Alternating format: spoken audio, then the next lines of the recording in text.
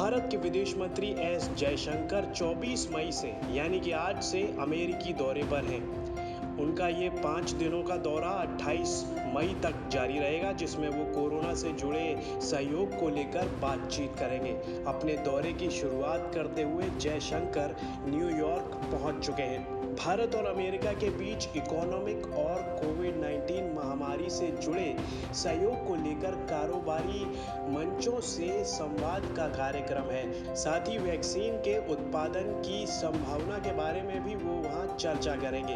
अमेरिकी राष्ट्रपति Joe Biden के जनवरी में सत्ता संभालने के बाद से भारत के किसी भी सीनियर मंत्री की ये पहली यात्रा है। बताया जा रहा है कि इस दौरान विदेश मंत्री की अमेरिका के लीडर्स और दूसरे स्टेक होल्डर्स के साथ वैक्सीन खरीदने को लेकर भी बातचीत हो सकती है। फरवरी की शुरुआत में अमेरिकी सरकार ने वैक्सीन के घरेलू उत्पादन को बढ़ावा देने के लिए कच्चे माल के निर्यात की सीमा तय कर दी थी। विदेश मंत्री जयशंकर की अमेरिका यात्रा ऐसे समय में शुरू हो रही है जब कोरोना वायरस की दूसरी लहर से भारत बुरी तरह प्रभावित है। साथ ही भारत कोविड-19 की वैक्सीन के घरेलू उत्पादन को बढ़ावा देने के साथ विदेशों से टीके की खरीद पर जोर दे रहा है। इस दौरान वो संयुक्त राष्ट्र के महासचिव एंटोनियो गुटारेस से न्यूयॉर्क में मुलाकात करेंगे। इसके बाद वो अमेरिका के अपने समकक्ष एंटनी ब्लिंकन से भी मुलाकात करेंगे।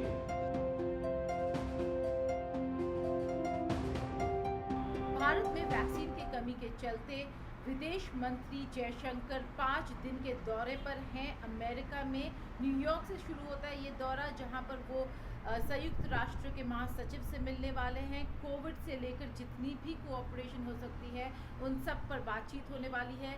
इसके अलावा वाशिंगटन डीसी में सेक्रेटरी ब्लिंकन के साथ बायलैटरल मुलाकात होगी, जहां पर भारत न केवल अपने लिए, अपने पड़ोसी मुल्कों के लिए, बांग्लादेश, नेपाल जैसे देशों के लिए भी वैक्सीन की मांग करेगा, और न केवल मांग होगी कि वैक्सीन भेजा जाए, ये भी कि वैक्सीन प्रोडक्शन में कैसे अमेरिका भारत की मदद कर सकता है। इसके अलावा आर्थिक कोऑपरेशन और कोविड रिलेटेड मेडिसिन और कोऑपरेशन के लिए बिजनेस फोरम से भी बातचीत होगी, बिजनेस कम्युनिटी से भी बातचीत होगी एक्सटर्नल अफेयर्स मिनिस्टर की।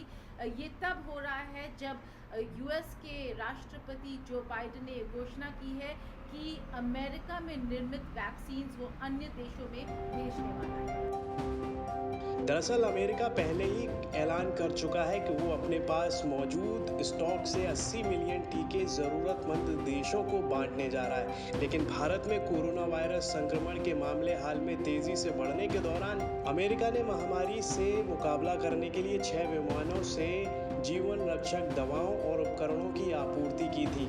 कुछ दिनों पहले ही अमेरिका ने टीके के उत्पादन के लिए भारत को कच्चा माल भी भेजा था। चलिए आपको बता देते हैं कि कोरोना के खिलाफ अमेरिका भारत के किस तरह काम आ सकता है।